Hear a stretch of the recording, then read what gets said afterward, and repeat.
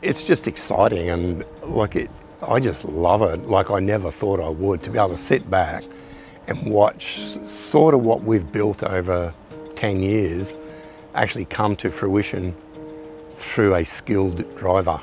Welcome to part 3 of Team Owner Tuesdays, and our third question is quite simple. I mean, there is a lot of money that's invested into this sport, but if there's no financial return, then what then does a team owner actually get out of it? In my life, sprint car racing, there is nothing else. Wendy and I have pretty well travelled the world with motorsport. You know, we've been to F1, we've been to Indy cars, we've been to Daytonas, we've been to NASCARs, we've been here, we've been there. And there's nothing like Speedway. And there's nothing like sprint car racing. Well, it's a great buzz to watch, all right, like Mitch, win an Australian title and finish second the next year and so on. It's just a buzz to be able to see that in one of your cars going around and somebody else having a lot of fun, and it just becomes a camaraderie and friendship, and yeah, it's a whole deal. So I think it's a great sport to be involved in. It's through a lot of camaraderie. The winning is just comes naturally. If you win, you just keep going. When we have a win, it's great. You know, it's just a big bonus. We just have a lot of fun doing it, and I get a lot out of it. You know, it's for me personally. You know, we got the production sedan, and we've had a couple of drivers in it now. So Trappy we had in there who done a magnificent job.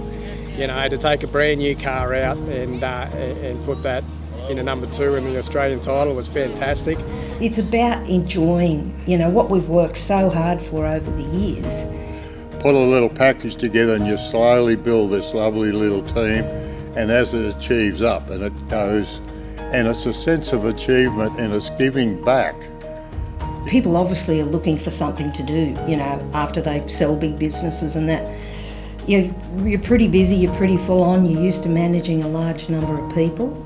But you've got to think, what else am I going to use this energy for? But also your thoughts are about, what can I do with my family? As we involve our families in everything that we do.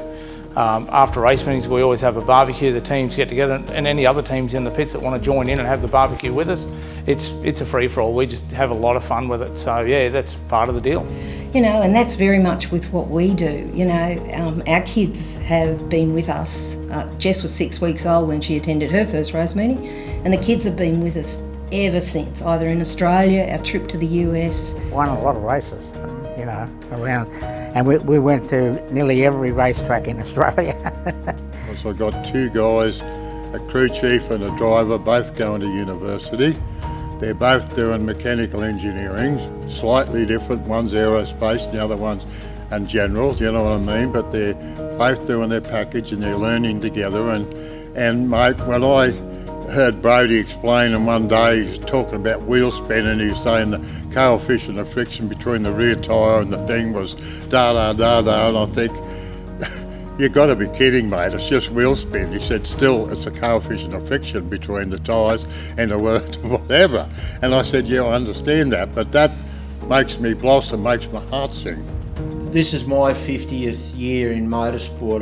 I started out with some drag racing in about 1975, 76, and then I went to circuit racing, and then I had to go at some bitumen racing, and then I went to Speedway and so forth. And you know, we're very proud to have won 3 Australian modified production titles. We're really proud to have won a World Series round at Kalgoorlie, and to win the Classic with Brock is just fantastic. And I think those major wins as car owners and crew chiefs and so forth, we're really proud of it, and as a family, everyone's proud of it. You know, it's